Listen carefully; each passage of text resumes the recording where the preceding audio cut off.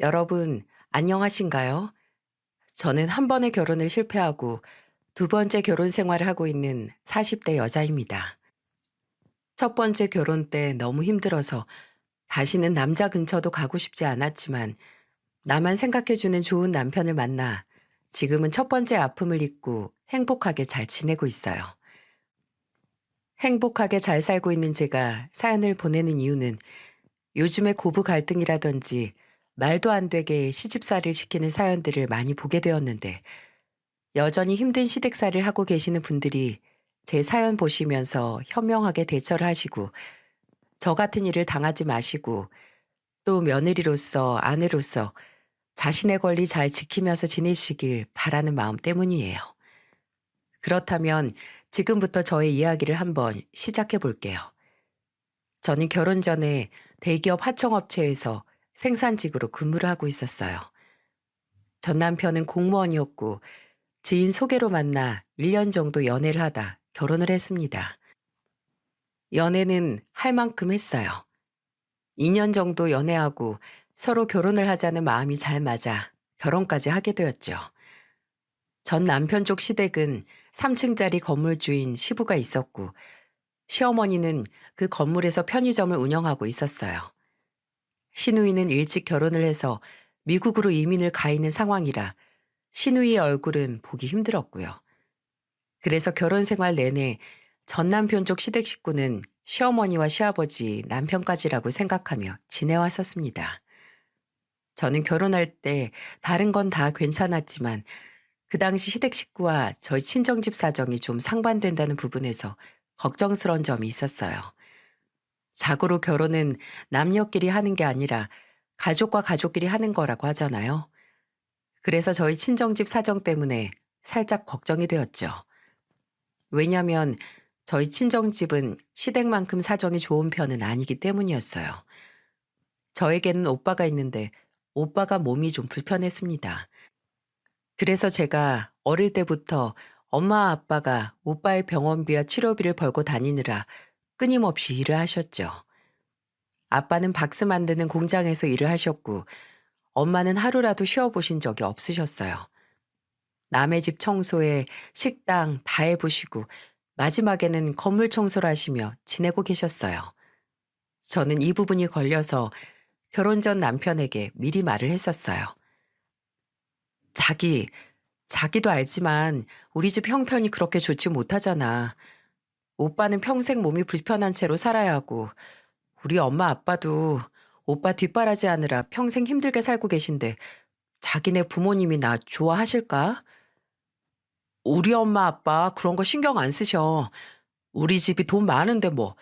그런 걱정하지 마. 나 어릴 때부터 우리 엄마는 내 색시 될 사람은 돈 없어도 괜찮으니까 내가 그저 좋아하는 여자만 데리고 오라고 하신 분이야. 거기다가 아빠가 이미 우리 집도 해주고 다 해준다고 했으니까 그런 걱정하지 말고 그냥 우리 결혼 준비만 잘하면 돼. 남편은 걱정하는 저를 다독여주며 안심시켜 주었고 실제로 상견례에서도 시부모님은 엄청 살갑다거나 친절한 분들은 아니셨지만 평범하셨기에 저도 안심하며 결혼을 할 수 있었어요. 결혼 후에 남편은 처음에는 연애 때처럼 괜찮은 사람이었어요. 가정적이었고 저에게도 헌신을 많이 하는 사람이었죠. 근데 결혼 후 몇 년 되지 않아 점점 변하기 시작했어요. 그전까지는 저나 시댁이나 남편이나 아무런 문제가 없었습니다. 그냥 친하지도 않고 너무 멀지도 않은 딱 평범한 고부지간이었죠. 근데 딱 하나 이 결혼 생활에 큰 문제가 있었다면 남편이고 시댁이고 정말 너무너무 해도 해도 정말 너무너무 더러운 집안이었다는 거였어요. 우리 남편은 결혼 초기 때는 연애 때 그대로 자기 관리를 한답시고 잘 씻었어요.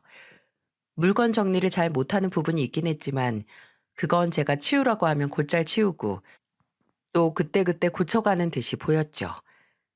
그래서 이건 우리가 어차피 다르게 살아온 인생이라 같이 살면서 이렇게 잘 맞춰나가면 되는 거라고 생각을 했어요. 사실 이때는 시댁을 이미 몇 번 겪은 후였기에 시댁이 사는 문화가 얼마나 더럽게 사는지 알고 있었기에 남편이 오히려 노력하고 있다는 게 눈에 보여 고마울 때도 있었답니다. 근데 정말 그만큼 저희 시댁은 더럽기로는 세상에서 둘째라고 하면 서러울 정도로 더러웠어요. 이건 신혼 초에 있었던 일입니다. 결혼 후에 신혼여행 끝나고 돌아와 인사를 드리러 갔었는데 그때 난생 처음 보는 광경에 깜짝 놀라고 말았어요. 왜냐하면 집안에서는 거의 곰팡이 냄새에 쓰레기 냄새가 섞여서 나고 있었고 거실 여기저기에는 물건들이 하나같이 다 쏟아져 나와 소파며 어디든 옷이 안 쌓여 있는 곳이 없었어요. 시댁은 잘 사는 편이었기 때문에 집이 좁지도 않았거든요. 근데 그 넓은 집안에 거실이며 방이며 주방이며 깨끗한 구석이 한 군데도 없더라고요. 그것뿐만이 아니었습니다. 저는 겨우 표정 관리를 하고 침착하게 있는데 시어머니가 다짜고짜 이렇게 말씀을 하셨어요. 우리 집 좋지? 너네 친정은 형편이 어렵잖아. 그러니 이렇게 좋은 집 평생 구경이나 했을까 모르겠네. 자, 실컷 구경해라. 우리 집이 돈은 많아도 워낙에 프리하게 살아서 깨끗하게 살진 않는데 그래도 다들 우리 집 오면 얼마나 부러워하는지 몰라. 네, 어머니. 집은 정말 넓고 좋네요. 베란다 밖에 풍경도 멋지고요. 저는 은근히 기분 나쁘게 하시는 말씀과 집 상태를 보고도 아무 생각도 못하는 이분의 모습이 당황스러워 정말 아무 말이나 막 했었어요. 하지만 거기에서 저는 또 한 번 경악할 수밖에 없었죠. 그치? 자, 구경은 이쯤 하고 먼 길 갔다 오느라 고생했는데 오늘은 여기서 밥해 먹자. 나가서 먹는 것도 힘든 일인데 우선 아가 얼른 들어가서 옷 갈아입고 와. 주방부터 좀 치우고 음식 만들어야 하니까. 시어머니는 거기에서 있는 것도 괴로운 집에서 밥을 해 먹자고 난리였어요. 근데 시집가서 처음 인사드리러 간 자리였기에 거부할 수도 없었고요. 그래서 얼른 옷을 갈아입고 주방으로 건너갔는데 저는 거기에서 정말 미치는 줄 알았습니다. 왜냐하면 쓰레기장도 그런 쓰레기장이 없었거든요.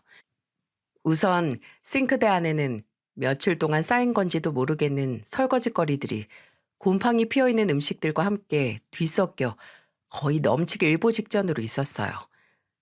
그 주변에는 음식하다 남은 잔 쓰레기들과 배달 음식 먹다 남은 것들이 전부 다 쌓여 있었죠. 저는 정말 살면서 한 번도 보지 못한 비주얼이었어요. 저는 워낙에 어릴 때부터 부모님이 깔끔하셨기 때문에 무조건 바로바로 치우는 습관이 있었는데 이 집은 그냥 의식이 흐르는 대로 사는 듯 하더라고요. 속으로 엄청나게 놀랐지만 당신은 내색할 수도 없었습니다. 그런데도 시어머니는 정말 창피하지도 않은지 저한테 아무렇지도 않게 또 말을 해왔어요.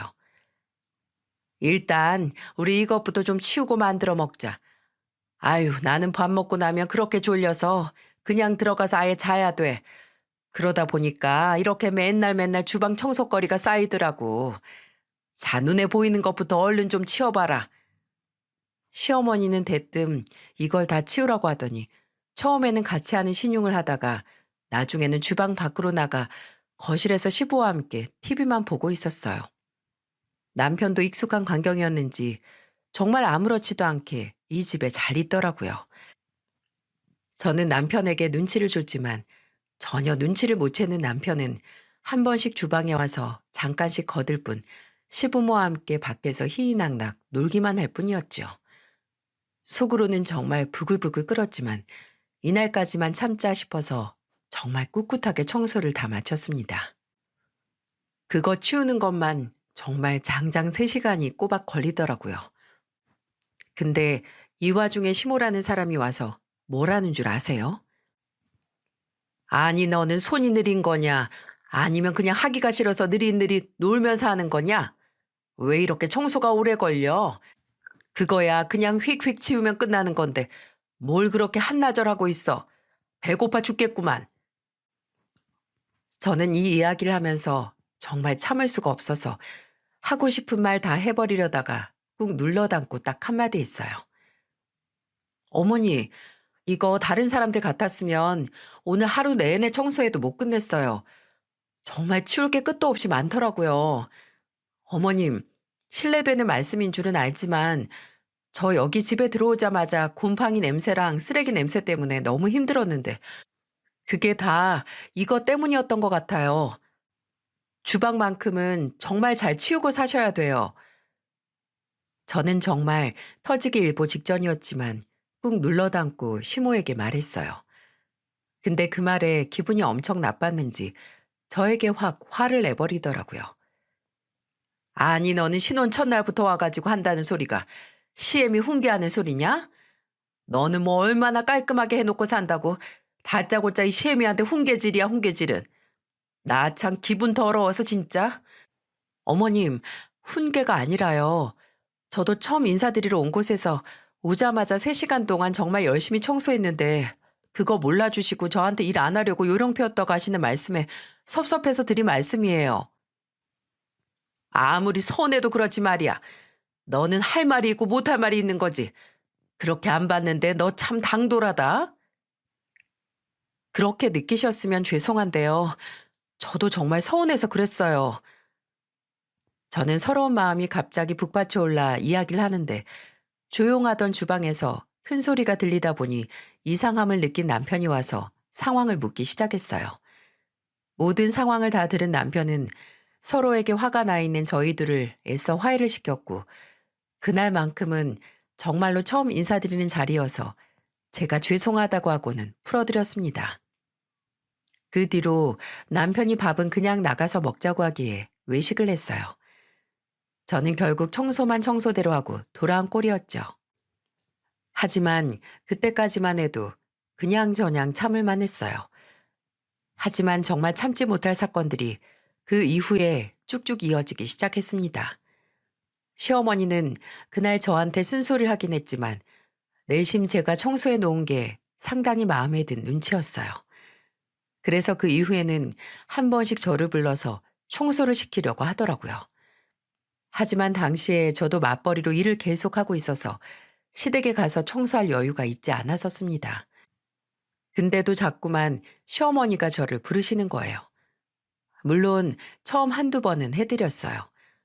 제가 뭐 청소 하나 못 해주는 그런 못된 며느리는 아니었거든요. 근데 무슨 제가 청소해 주는 걸 당연하게 생각을 하는 건지 자꾸만 시도 때도 없이 저를 부르는 거예요. 그래서 한 번은 딱 잘라 이야기를 했습니다. 그날은 오랜만에 주말에 남편과 데이트를 할 생각으로 준비를 하고 있을 때였어요. 근데 아침 대바람부터 제 휴대폰이 울렸고 전화를 한 당사자는 다름 아닌 저희 시어머니였습니다. 여보세요? 그래, 애미야. 너 오늘 쉬는 날이지? 오늘 우리 집 와서 대청소 좀 하자. 아주 그냥 공기가 쾌쾌해서 집에 있기가 힘들어. 저는 그 전주에도 집에 가서 거실 청소를 한바탕 도와드리고 왔었기에 또 가는 건 정말 도저히 무리라고 생각을 했어요. 그리고 여기에서 또 계속 받아주면 정말 저를 아예 청소부로 생각을 하고 마구 부려댈 것 같아 딱 잘라버렸죠. 어머님, 저 오늘 쉬는 날이긴 한데 그렇다고 해서 시간이 되는 건 아니라서요. 오늘은 저희 둘이서 오랜만에 밖에 외출을 좀 하기로 했어요. 저도 남편도 유일하게 쉬는 게 주말인데 자꾸만 주말마다 부르시고 시도 때도 없이 부르시면 어떡해요. 저한테도 사생활이라는 게 있는데요. 죄송하지만 오늘은 못 갈 것 같아요. 정 청소가 필요하시면 어머님이 직접 하시면 되잖아요. 제가 어머님 청소부도 아니고 왜 자꾸 일을 시키세요? 청소가 하기 싫으시면 아예 어지르질 마세요. 죄송하지만 오늘은 이만 끊겠습니다. 저는 단호하게 이야기를 하고는 전화를 뚝 끊어버렸어요. 역시나 열이 받은 시모에게서 전화가 한참 오더라고요. 안 받을까 했지만 남편에게까지 전화를 하길래 받아줬어요. 야, 너 무슨 버르장머리야 그게? 시애미가 와서 청소하러 가면 하는 거지. 너 가정교육 집에서 그따위로 받았니? 어? 아주 그냥 못 배워먹은 티를 여기서 내네 얘가. 어머니, 방금 하신 말씀 취소하세요. 저희 부모님 누구보다도 저 옳고 바르게 키우신 분들이에요. 제가 아는 사람들 중에 제일 존경받을 만한 분들이 바로 저희 부모님이라고요. 그리고 지금이 어느 시대인데 시어머니가 와서 밥하라고 하면 밥하고 청소하라고 하면 청소하는 시대인가요? 어머니 죄송하지만요. 그런 시대는 이미 지났어요. 그리고 저는 그동안 할 도리는 다 했다고 생각하고요. 더 했다간 어머니가 절 가정부로 아실 것 같아서 안 간다는 거예요. 진짜. 내가 기가 막혀서 말이 다 안 나오네. 그래, 오지 마라. 내가 뭐 너 아니면 청소시킬 사람이 없어서 그런 줄 아니? 아주 그냥 일 몇 번만 더 시키다간 이 시엠이 잡아먹겠다. 됐다, 됐어. 돈 주고 사람 쓰면 얼마든지 너보다 잘하는 사람들 와서 개처럼 일 다 하고 가니까 그 사람들 시키면 돼. 시어머니가 화가 잔뜩 난 채로 전화를 끊어버리셨어요. 정말 사람 인성이 여기에서 드러나는 거라고. 돈 주고 사람 쓴다는 소리를 어떻게 저렇게 표현을 할 수 있는 건지 이해가 되지 않더라고요. 어쨌든 그 당시에는 제가 크게 반발을 하면서 사건이 잘 끝나는 듯 했습니다. 다행히 그 이후부터는 시어머니가 따로 저를 청소시키려고 부르진 않았죠. 물론 서로 화가 난 부분에 대해 남편이 중간 역할을 해서 푸는데 오래 걸리긴 했었어요. 하지만 그 이후로 저를 종처럼 부려대진 않아서 훨씬 살만하더라고요. 그 이후로는 평화롭게 지낼 수 있었고 전 그러다가 아이를 가지게 되었습니다. 뱃속에서 잘 데리고 있다가 10달 뒤에 예쁜 아들을 낳을 수 있었어요. 그렇게 사랑의 결실까지 맺게 되면서 그때부터는 저는 더 큰 행복이 절 기다리고 있을 줄 알았습니다. 하지만 그건 너무나 큰 오산이자 착각이었어요. 아이를 낳고 육아 전쟁에 뛰어들게 되면서 저는 다니던 직장까지 그만두게 되었어요. 맞벌이로 벌다가 남편 혼자 벌게 하는 게 좀 미안하긴 했지만 애가 어느 정도 클 때까지는 육아에 전념을 하다가 하루라도 빨리 재취업을 하려고 마음을 먹고 있었죠. 근데 이때부터 남편이 변하기 시작했어요. 그리고 시모와의 전쟁이 다시 한번 시작되는 순간이었죠. 아이는 하루하루 잘 커갔습니다. 남편도 처음에는 아이를 예뻐하고 시댁에서도 우리 아이를 많이 예뻐해 주었죠. 근데 어느 날부턴가 남편이 저에게 짜증을 내기 시작하는 거예요. 그게 바로 우리 애가 거의 6살 되던 때였습니다. 그때부터는 둘이 상의를 해서 둘째도 다시 계획하고 있던 중이었는데 돌연 남편이 막 변하기 시작하는 거예요. 아, 여보, 제발 옷 좀 갈아입어. 도대체 그 후줄근한 옷은 언제까지 입을 거야? 진짜 얼마나 없어 보이는지 알아? 아주 그냥 밖에서 그러고 만나면 쪽팔려서 인사도 못하겠다. 뭐라고? 아니, 집에서 청소하고 애 보면 하루가 다 가기 바빠서 그러는 건데 당신 말이 좀 심한 거 아니야? 그리고 밖에 나갈 땐 잘 차려입고 나가는데 그게 무슨 말이야? 진짜 내 주변 여자들은 애 키우면서도 다 예쁘장하게 잘 지내는 것 같은데 왜 당신만 아주 그냥 외모며 하는 짓이며 매력이 다 떨어지는 거냐? 솔직히 진짜 요즘은 당신 얼굴만 봐도 짜증나. 알어? 뭐라고? 내 얼굴만 봐도 짜증난다고?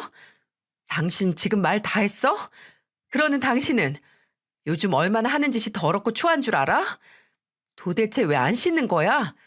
직장 다니는 사람이 당신 아예 씻지도 않고 출근하잖아. 머리에 그 비듬이며 온몸에 각질이며 당신 다니는 곳마다 그 각질 때문에 하루하루 청소하는 게 얼마나 곤욕인지는 알기나 해? 그걸 알면 당신이 나한테 그런 말 못하지. 뭐야? 그럼 내가 이 매력도 없는 마누라 앞에서 뭐 얼마나 더 챙겨야 하는 건데? 진짜 꼴 보기 싫다 싫다 하니까 자꾸만 꼴 보기 싫은 짓만 하고 있네. 나 이런 기분으로 오늘은 집에 못 있을 것 같으니까 나간다. 알아서 자. 남편은 한참 저에게 상처가 되는 말을 하고는 밖으로 나가서 그날 외박을 했어요. 저는 너무나 서럽고 비참해서 자고 있는 아이를 끌어안고 얼마나 울었는지 모릅니다. 하지만 저의 비극은 그걸로 끝이 아니었어요. 남편은 그날 이후로 계속해서 외박을 밥 먹듯이 하기 시작했고 집안의 생활비도 들여다 주지 않았어요. 이 문제로 계속해서 남편과는 싸워댔고 결국에 이 사람과는 각방까지 쓰면서 관계가 악화되고 있었죠. 그때는 남편만 난리인 게 아니었습니다. 바로 시어머니도 제 인생에 태클을 걸어도 심하게 걸었죠. 하루는 남편이 또 생활비를 안 주길래 대판 싸우고 있던 날이었어요. 남편이란 놈은 그날도 저랑 싸우고는 집 밖으로 나가버린 상황이었고요. 근데 그때 시어머니한테서 전화가 온 거예요. 이때까지는 시어머니와의 관계는 그리 나쁘지 않았기 때문에 저는 전화를 받았습니다. 근데 시어머니가 대뜸 하나 얘기를 하더라고요. 예, 우리 편의점에 지금 알바생이 한 명 필요한데 네가 좀 할래? 아니 요즘 애들은 싹수가 노래서 진짜 일을 시킬 수가 없다. 너는 내가 믿고 일을 시킬 수 있을 테니까 네가 좀 나와서 일 좀 해라. 시간대도 애 집에 있는 시간이랑 안 겹쳐서 할 만할 거야. 월급도 내가 다 줄 거니까 걱정 말고. 시어머니의 제안을 듣고 저는 집 생활비라도 좀 벌어볼까 싶어서 알겠다고 하고는 출근을 했어요. 근데 한 달을 꽉 채우고 일을 했는데 글쎄 시어머니가 돈을 안 주는 거예요. 저는 시어머니에게 전화를 했습니다. 어머니, 저 일한 지 한 달이 넘었는데 월급 안 주시나요?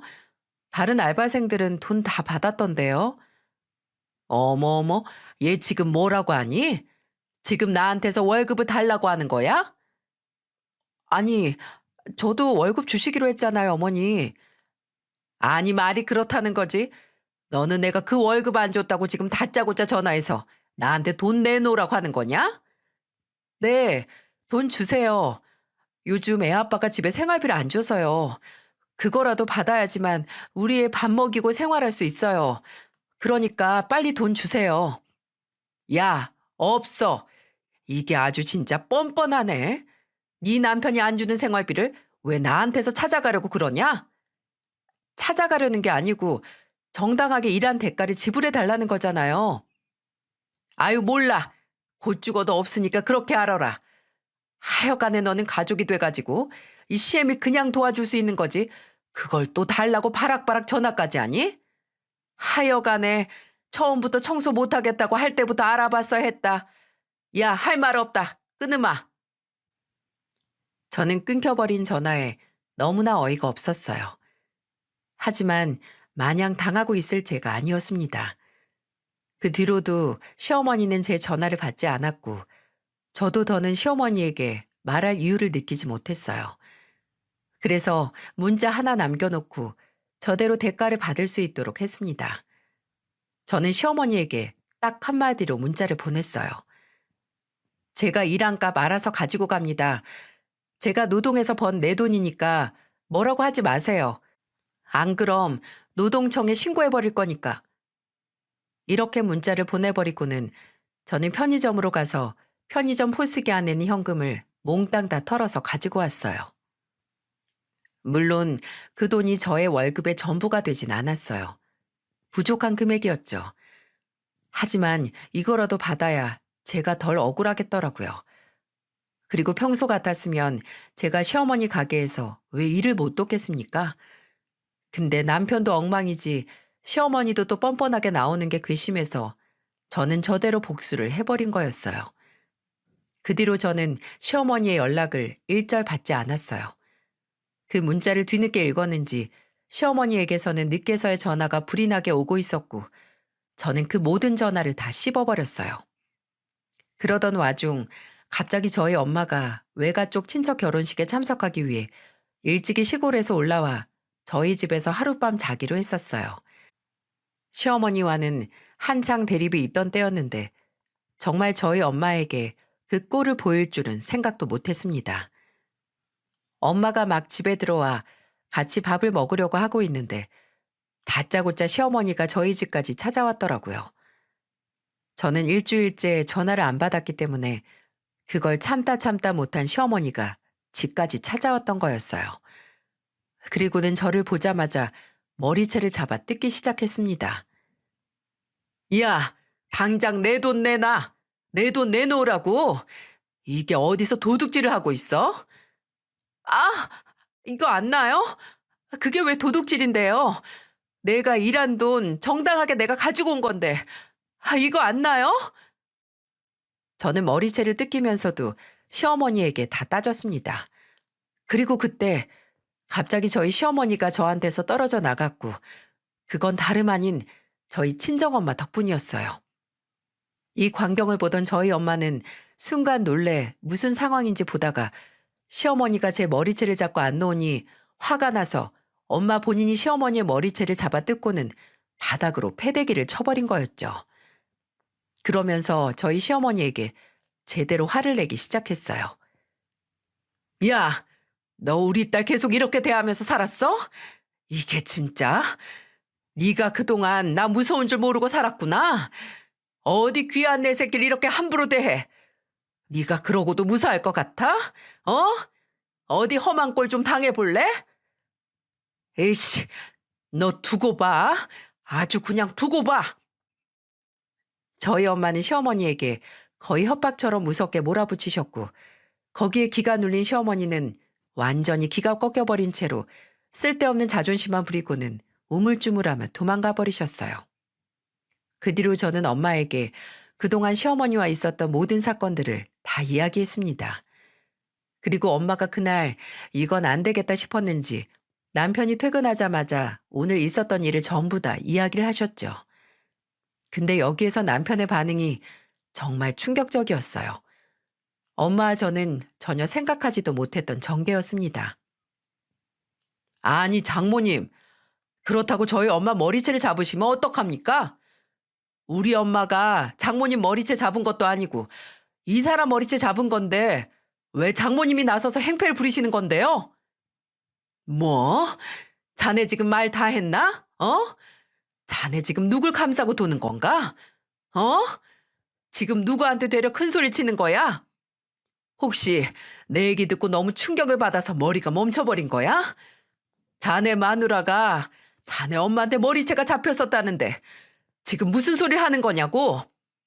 정신 똑바르게 박힌 인간이면 네가 지금 내 얘기를 듣고 나한테 뭐라고 할 게 아니라 네 마누라한테 미안하다고 사죄해야 하는 거 아니야? 어? 지금 여기에서 자네 엄마 편을 드는 게 맞아? 아, 진짜 짜증나게. 장모님, 그러지 마시고 그렇게 안 입고 오시면 그냥 얘 데리고 가세요. 저도 더 이상은 뭐 별로 같이 살 생각도 없으니까 깔끔하게 이혼하겠습니다. 그러니까 그냥 그 금이야 오기야 귀한 자식 아예 데리고 가시라고요. 야, 너만 나랑 같이 살기 싫어? 나도 싫어. 이게 어디서 진짜? 나는 아주 이제 너나 네 핏줄이라며 아주 진절머리가 나게 끔찍하고 싫으니까 당장 이혼해. 아주 내가 먼저 하고 싶던 말 먼저 해줘서 고맙다.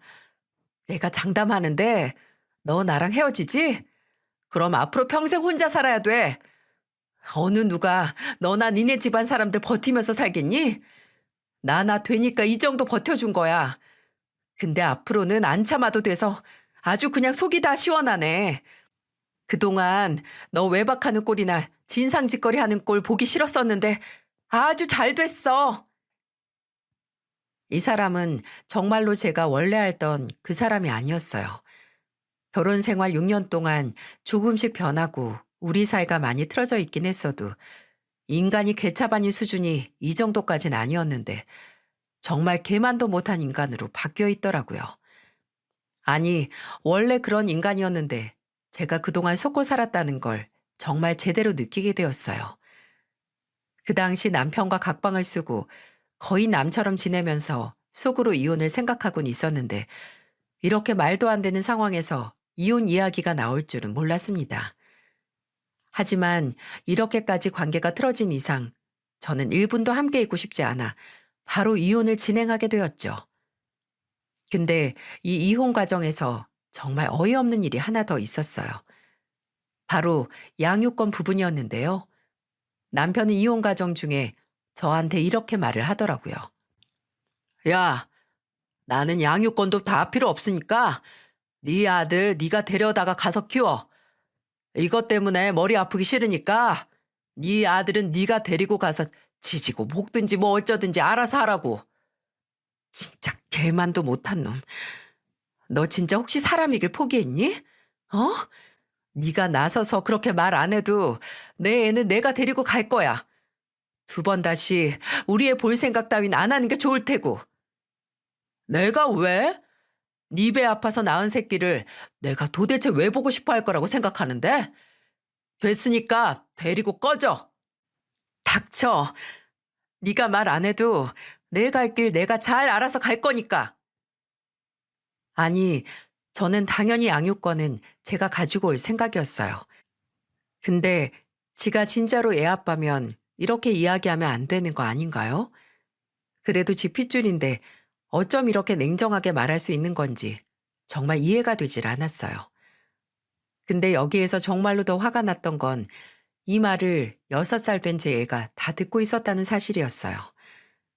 저는 애가 듣는 앞에서 아무 내색 없이 그딴 말을 짓거리는 남편에게 더 정남이가 떨어졌습니다. 그래서 이 이혼을 하루빨리 마무리 지어야겠다고 생각을 했죠. 그 대화 후에 저는 더 열심히 이혼 소송을 진행하고 있었어요. 근데 이 인간이 알아서 저의 승승장구한 이혼의 길을 터주더라고요. 남편은 이혼 소송 중에 아주 결정적인 사고를 하나 치게 되었습니다. 그날은 비가 많이 오는 날이었는데 남편이 그날은 술을 잔뜩 마시고 대리를 잡으려다가 잘 잡히지 않자 본인이 직접 운전을 한 듯 했어요. 완전히 꽐라가 된 상태에서 운전을 했는지 결국에는 횡단보도를 건너는 결혼을 2달 앞둔 예비 신혼 부부였는데 그 사람들을 글쎄 쳐버린 것 같더라고요. 다행히도 목숨에는 지장이 없었지만 결국 큰 중상을 입고 말았고 병원 신세를 피할 수가 없었죠. 결국 남편은 그 사건으로 인해 파면을 당하고 말았고 공무원직을 그만둘 수밖에 없었어요. 그 이후에 남편은 그걸 인정 못하고 소청 심사제도를 쓴 것 같더라고요. 이 소청 심사제도는 공무원이 자신이 받은 징계 또는 불합리한 조치에 대해 이의를 제기하는 행정심판인데요. 남편은 반성하긴커녕 어떻게 해서든지 파면을 면하려고 자신이 받은 징계가 너무 무겁다며 소청 심사제도를 넣은 듯 했어요. 근데 완전 만취 상태에서 예비부부의 인생을 망쳐놨는데 그런데도 반성의 기미 없이 소청 심사제도를 낸 걸 보고는 정말 양심도 없는 놈, 쓰레기 같은 인간이라는 생각이 들었습니다. 남편은 그 이후 5년 동안 재임용이 안 되거나 퇴직급여도 깎인다고 들었는데 그래도 우리 아이 친아빠로서 제발 멀쩡한 모습 좀 보여줬으면 했는데 그 멀쩡한 모습 보여주는 게 어려운 사람인 것 같아 정말 안타까운 거 있죠? 저는 그 순간 다시 한번 이런 남자와 헤어지기로 했다는 것에 대해 잘했다고 생각을 했네요. 어쨌든 남편의 이런저런 인성과 평소 행태가 다 인정이 되어 저에게 좋은 조건으로 이혼을 할 수 있었고 아이 양육권도 문제없이 다 가지고 올 수 있었어요. 재산 분할이며 모든 이혼에 있어서 나타난 결론들은 제가 충분히 납득이 갈 만하고 저에게 불리한 건 조금도 없었기에 저는 나름 만족스러운 이혼을 했습니다. 오히려 남편이 저와 헤어지고 파면당한 채로 일도 다시 못 구하고 힘들게 지내는 듯 했죠. 그 이후에는 결혼 실패에 대한 아픔이 다 아물지 않아서 그저 아이만 키우며 힘든 생활을 이어가고 있을 때 제 지인이 남자를 한 명 소개시켜 주었어요. 알고 보니 이 사람은 7년 전에 사별을 한 사람이었고 저는 이혼한 후 3년 정도 된 시점이었는데 본인의 아픔도 상당히 컸을 텐데 제 이혼의 아픔을 다 이해해주고 감싸 안아주더라고요. 오히려 저보다도 더 화를 내고 마음 아파하면서 제가 겪은 그 모든 아픔들을 감싸주었죠. 그 모습에 저는 듬직함을 느꼈습니다. 그리고 그 사람은 누구에게든지 베풀 줄 아는 사람이었어요. 그리고 재력도 나쁘지 않았습니다. 등갈비찜 식당을 운영하고 있었는데 워낙에 장사가 잘 되어서 그 근방에 있는 손님들은 다 끌어모으고 있는 듯 하더라고요. 물론 그 재력을 보고 결혼을 한 건 아니었지만 재혼을 하면서 재력을 안 볼 수는 없었기에 저는 모든 면에서 그가 재혼 상대자로 적합하다는 생각이 들었어요. 그래서 재혼을 결심하게 되었고 그 사람은 우리 아이도 예뻐해 주면서 잘 지내고 있었습니다. 물론 그쪽도 딸아이가 한 명 있어서 서로에게 더 잘했었고요. 그리고 그때는 우리 애가 초등학교에 들어가서 어느 정도 컸기 때문에 저도 작은 회사로 들어가 일을 하고 있었어요. 하루는 일을 마치고 재혼한 남편과 퇴근을 하기 위해 남편의 식당으로 갔는데 글쎄 거기에서 기가 막힌 일이 발생하고 말았습니다. 그게 뭐였냐면 세상에나 몇 년 전에 이혼하고 하루도 보고 싶지 않았던 전 시모가 거기에서 설거지를 하고 있는 거예요. 저는 식당에 들어가자마자 평소에 그랬던 것처럼 식당 직원들에게 한 명 한 명 인사를 하고 있었는데 그때 예상치도 못한 인물을 마주하게 된 거고 그게 바로 저의 전 시모였던 거예요. 어? 뭐야? 당신이 왜 여기 있어요? 뭐? 당신? 그거야말로 내가 묻고 싶은 말이다. 네가 여긴 왜 나타나? 어머, 모르셨구나. 나 여기 가게 사장 와이프인데요. 뭐? 네가 여기 사장 와이프라고? 네. 근데 여긴 왜 계시냐고요? 아, 뭐 그나저나 너 그동안 잘 살았나 보구나. 뭐 별 다른 일은 없었고? 별 다른 일이 있을 게 뭐가 있어요. 그 지옥 같던 곳에서 있었던 일들이 다 별일이었지. 이혼한 이후로는 완전 행복하게 살았는데요. 근데 여기는 왜 계시냐고요? 돈도 많은 양반이. 아, 뭐 그냥 나 심심해서 그래서 그냥 나와서 일 좀 해보고 있어. 뭐 나도 취미생활이라는 게 필요하지 않겠니? 맨날 편의점만 운영하다가 이렇게 밖에 나와서 일해보는 것도 나쁘지 않더라고. 그래서 그냥 재미삼아 일해보고 있다. 네? 뭐 취미로 설거지를 한다고요? 아니 심심하면 등산을 하시든가 여행을 가시던가 아님 당신이 그 좋아하는 그 춤이라도 추러 가지. 무슨 취미로 설거지를 하세요? 말이 되는 소리 좀 해야지. 그건 내 마음이지. 내가 등산을 하든 춤을 추든 내 마음이야. 나는 설거지가 편하다 편해. 주방에서 들리는 저와 전 시모의 큰 소리가 들렸는지 현재 남편이 들어와서는 저에게 무슨 일이냐고 묻더라고요. 저는 거기에 다른 직원들도 있었기에 우선은 소란을 더 피우면 안 될 것 같아서 남편만 한쪽으로 데리고 가서 모든 사실을 다 말했어요. 여보, 내가 전에 이혼했다던 그 집 있지?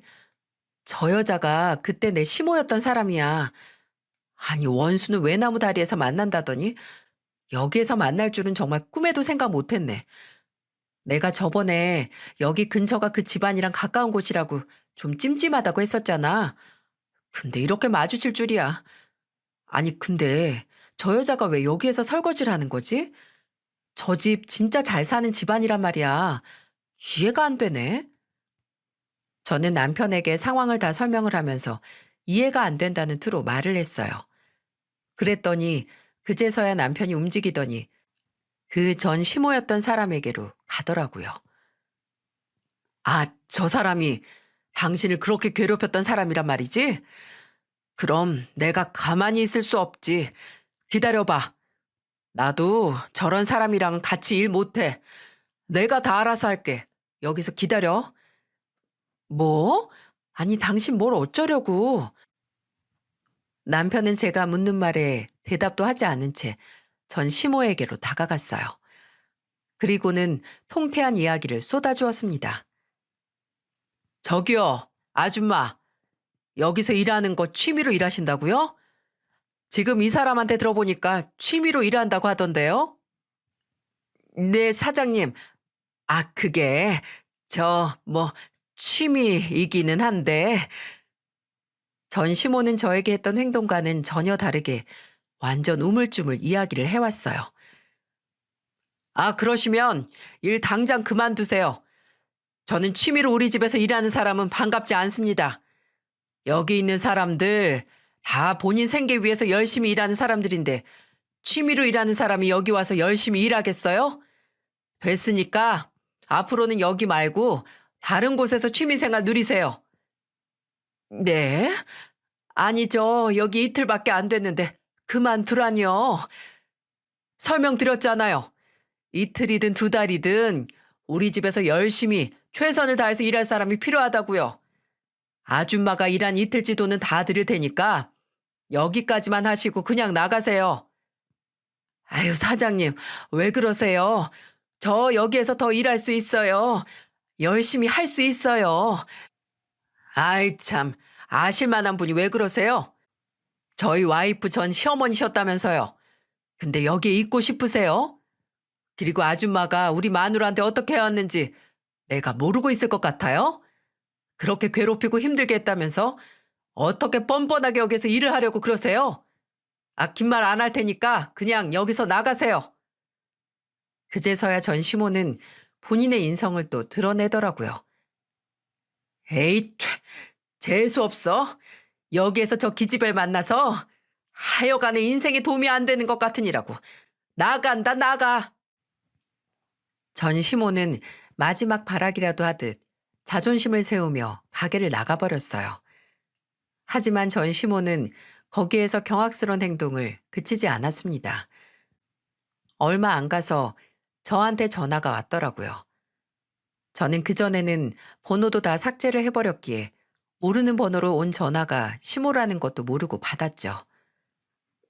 여보세요? 그래. M이지? 네? M이요? 누가 그쪽 M인데요? 설마 어머님이세요? 그래, 나다. 긴 말 안 하마. 나 너 때문에 직장 잘렸으니까 당장 100만 원만 좀 빌려줘봐.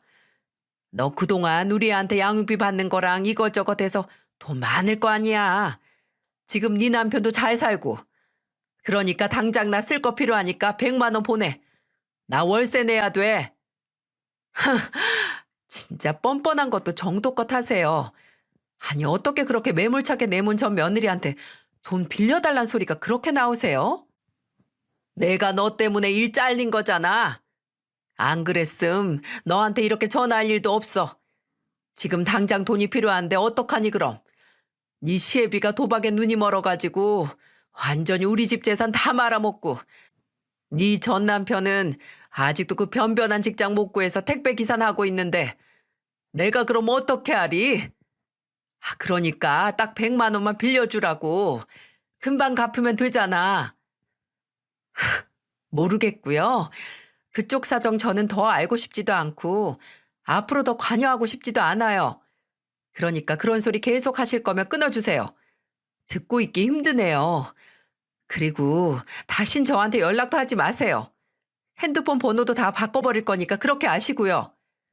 그리고 돈이 없으면 빌 붙을 생각 말고 어디 가서 전단지를 뿌리던지 아닌 가서 노동을 더 하시던지 제발 다른 방법 찾아서 하세요. 괜히 저한테 집 넘기지 마시고요. 그리고 누가 양육비를 받아요? 저 그 인간한테 한 번도 양육비 받은 적 없어요. 그러니까 그딴 뻔뻔한 소린 집어치워요. 전시모는 정말 마지막까지 이렇게 사람 속을 뒤집어 놓는데 미치는 줄 알았습니다. 저는 이혼한 이후로 양육비를 보내기는커녕 깜깜무소식이던 전 남편에게 더 받을 생각이 없었는데 전시모의 뻔뻔한 행동을 보고 아예 신고를 하기로 결정했어요. 아무래도 이 돈을 받아야겠더라고요. 그래야 이 사람들에게 책임감이 생길 것 같았거든요. 피해는 이만저만 다 끼치고 다니면서 뻔뻔하게 나오는 사람들의 모습을 저는 용납하기가 힘들었어요. 그래서 지금 남편과 상의를 해서 양육비 청구 소송을 다시 하기로 마음먹었네요. 이 일을 다시 겪으면서 정말 제 인생은 왜 이렇게 악연에 대해 즐기고 즐긴지 이해가 안 되었는데요. 제발 이 일을 끝으로 그 인간들의 얼굴 좀 안 보고 살고 싶다는 바람이 간절히 드네요. 그래도 지금은 제 옆을 지켜주는 든든한 현재의 남편이 있기에 제가 하루하루 웃으면서 잘 지내고 있습니다. 그리고 그 사람의 딸과 제 아들까지 총 4명의 식구들이 서로를 아끼고 사랑하며 하루하루 행복하게 지내고 있어요. 처음에는 지금 남편의 딸이 엄마를 잃고 많이 힘들었는지 말수도 적고 상당히 소극적이면서 내성적이더라고요. 그 모습을 보니 어찌나 짠한지 제가 정말 좋은 엄마가 되어 주어야겠다 싶었어요. 무엇보다 이 사람이 제 아들에게도 정말 지극정성으로 잘하기도 했고요. 그래서 남편과 재혼을 전제로 해서 만날 때부터는 두 아이에게 관심과 사랑을 많이 주었고, 그 결과 지금은 이 두 아이 모두 남매처럼 너무 잘 지내고 있어요. 제 마음으로 낳은 우리 딸도 처음에는 저에게 마음의 문을 잘 못 여는 듯 했는데, 지금은 저한테 엄마라는 소리를 잘하면서 정말 친부모와 자식 간의 사이처럼 잘 지내고 있는 중이랍니다. 여러분, 흐린 뒤 맑음이라는 말 아시죠? 제 인생은 현재 남편을 만나기까지는 정말 흐리다 못해 잿빛이었어요. 하지만 지금은 새로운 남편을 만나 생각지도 못했던 예쁜 딸을 얻었고, 우리 아들도 그의 표현으로 세상에서 제일 멋진 아빠를 만나 행복한 삶을 살고 있습니다. 지금은 말다 못해 매일매일이 봄 같은 날씨랍니다. 여러분, 여러분의 인생도 지금 힘든 일이 있으신가요? 그렇다면 하루빨리 흐린 날들이 끝나고 맑은 날들이 찾아오길 바랄게요. 오늘 제 긴 이야기 함께 들어주셔서 정말 감사합니다.